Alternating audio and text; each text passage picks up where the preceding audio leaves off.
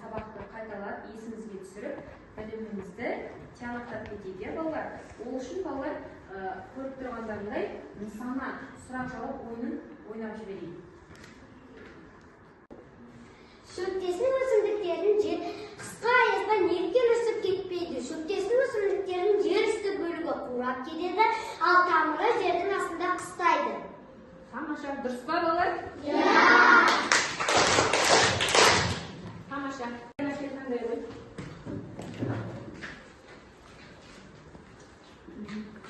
Қай сұрақ қандайсың? Кетпешөп дегеніміз не? Кетпешөп гербарий дегеніміз кептірілген өсімдіктердің топтамасы. Дұрыс па? Ал сан қандай ғой? Күз мезгілінде өсімдіктер қандай өзгеріске ұшырайды? Күз мезгілінде ағаштар қысқа дайындалады, ал жапырақтар сарғайып жерге түседі. Солай дайындалады, иә? Дұрыс па, балалар? Тамаша, отыра ғой. Жылда неше жыл мезгілі бар? Bir жылда төрт мезгіл бар. Қыс, көктем, жаз, күз. Тамаша, дұрыс па, балалар? Жарайсың, отыра ғой. Сұрағымыз қалыпты. Оған кім шығады? Келе қойып.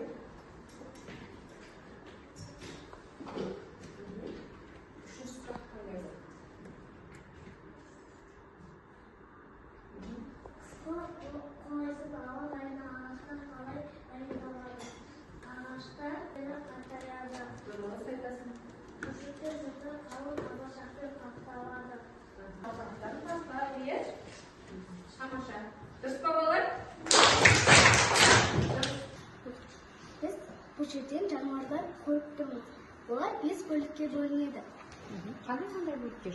Осы жерден қандай жануарлардың тобын көріп тұрсың?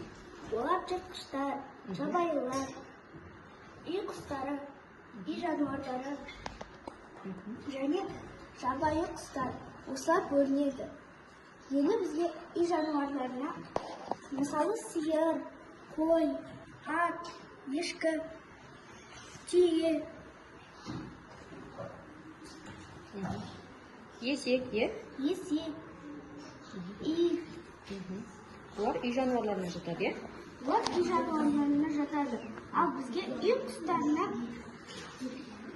қаз, күрке тауық, Тауық, солар жатады, е? тауық, әтештер жатады. Жарайсың. Ал енді осы балалар сабағымыздың тақырыбы біздің қандай болмақ?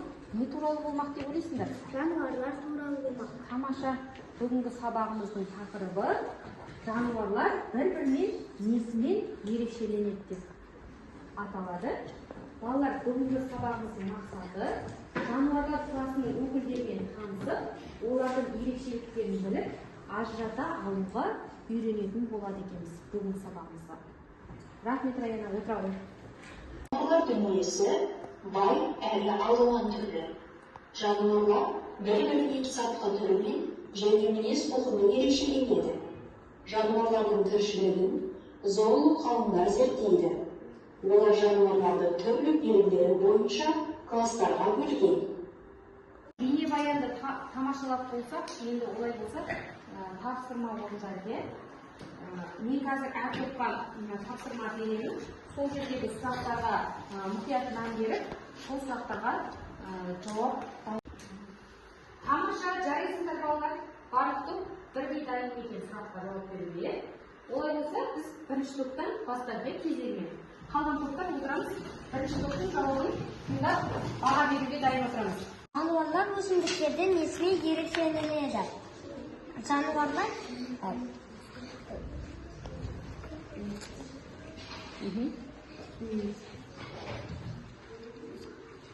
қозғалады, қоректерін іздейді,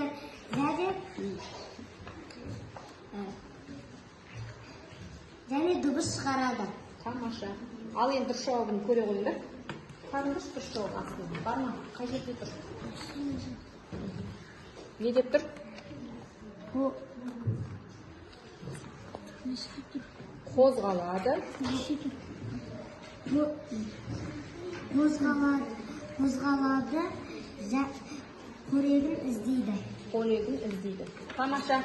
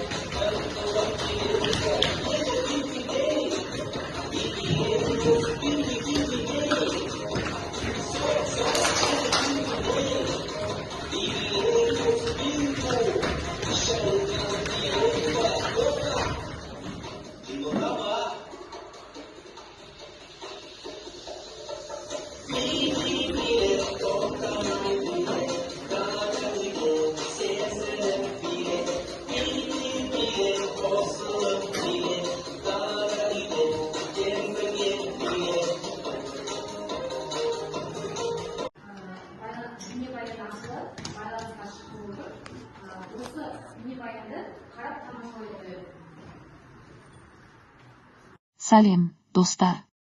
Мен сендермен өзімнің білгеніммен бөліскім келеді. Жануарлар жер бетінде көп тараған. Жануарлардың түрі өте көп, бірақ жануарлардың нақты санын ешкім білмейді. Жануарлардың барлық түрлерін сыныптарға, яғни кластарға бөлу, оларды зерттеуді және жануарлар әлемі туралы көбірек білуді жеңілдетеді. Жануарлар класының 6 түрі бар. Олар сүтқоректілер, құстар, балықтар, жәндіктер, бауырмен жорғалаушылар, қосмекенділер. Сүтқоректілердің денесін түп басқан. Көбеюі тірі ұрпақ әкеледі. Құстардың денесін мамық басқан, 2 аяқ, 2 қанаты болады. Жәндіктердің басы, кеудесі, құрсағы бар бунақ денелі. Көбіне 6 аяқты болып келеді. Көбеюі жұмыртқа салады. Бауырмен жорғалаушылардың денесі мүйізді қабыршақпен қапталған және сауытпен қапталған. Жыланнан басқасының 4 аяғы бар. Көбеюі жұмыртқа салады. Қосмекенділердің терілері түксіз, қабыршақсыз, жалаңаш, жұқа терімен қапталған.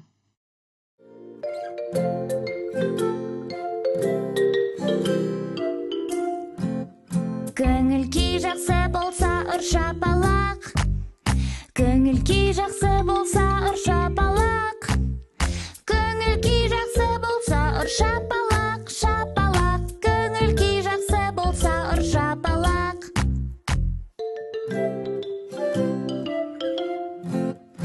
Ашу болып тұрсаң сен жерді теп. Ашу болып тұрсаң сен жерді теп. Ашу болып тұрсаң сен жерді теп, жерді теп. Ашу болып тұрсаң сен жерді теп.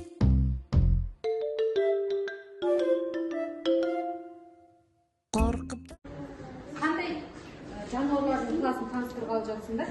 Бізде мозаика берілді, класстың атауы бізде, класстың атауында балық пен көбелек. Балықтың сыртқы түрінде ерекшелігі денесін қабыршақ басқан, аяқтары жүзбе қанаттар, көбеюі жұмыртқа басады. Ал жәндіктердің сыртқы түрінде ерекшелігі басы, кеудесі, құрсағы бар, бунақ денелі. Ал аяқтары 6 аяқ, көбеюі жұмыртқа салады. Тамаша. Екінші топты бағалап жүрейікші, қанекей балалар. Жарайсың. Қандай жануар екен жасырылған?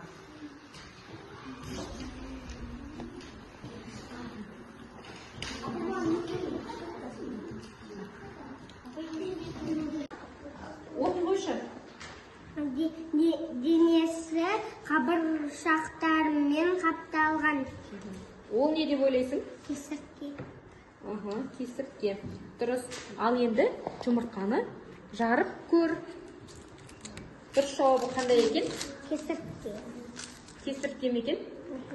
Тамаша, дәл таптың. Кесіртке екен.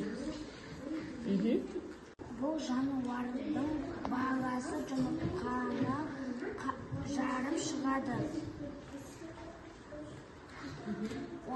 Оның шешуі қоқиқас. Қоқиқас деп жаздың ба? Танки. Дұрыс жауап қоқиқас. Ал жұмыртқаны жарып көре көр. Дұрыс жауабың. Тамаша. Дұрыс таптың. Бір ұпай көрінді. Қорытындылай кетейік. Ойын арқылы біз кішкентай бақаға анасына жетуге көмектесейік. Қанки, бірінші сұрақты ашайын мен. Бірінші сұраққа кім жауап береді? Ернұр. Жануарлар қағазының неше түрі бар? Жануарлар қағазының 6 түрі бар. Сүтқоректілер, құстар, жәндіктер, мал мен жолаушылар, қозыкеңдер, жәндіктер. Тамаша. Жануарларды зерттейтін ғылым не деп аталады? Қанки, зоология. Зоология, Тамаша. Отыра қой. Дұрыс жауап бергенде. Келесі, жұмыртқа басатын, денесі мамық басқан жануарлар тобы не деп аталады? Әсия? Құстар. Тамаша. Құстар тобы деп аталады. Келесі сұрақ. Ал балалар, бүгінгі сабақ бойынша қаншасын жинаған екенсіңдер? Санап өтейік. Бағдәулет 7 асық жинапты, Дидар 7, Бақтыбар Аяна 10 асық, жарайсың. Расул 9, Ернұр 10, Зейнеп 9, Нұрислам 10, Айша 8, Нұрбүгіл 10, Шахназ 10. Жарайсыңдар балалар. Барлықтары жақсы тапсырма орындап, асықты көп жинапсыңдар. Қанки, өз-өзіңізге қошемет білдіріп қояйық. Сабағымызға кері байланыс берекетейді.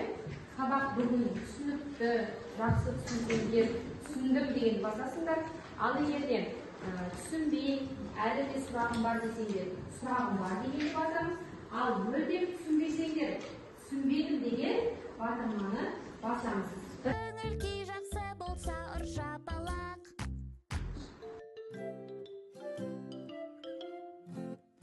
Ашу болып тұрсаң сен жерді теп.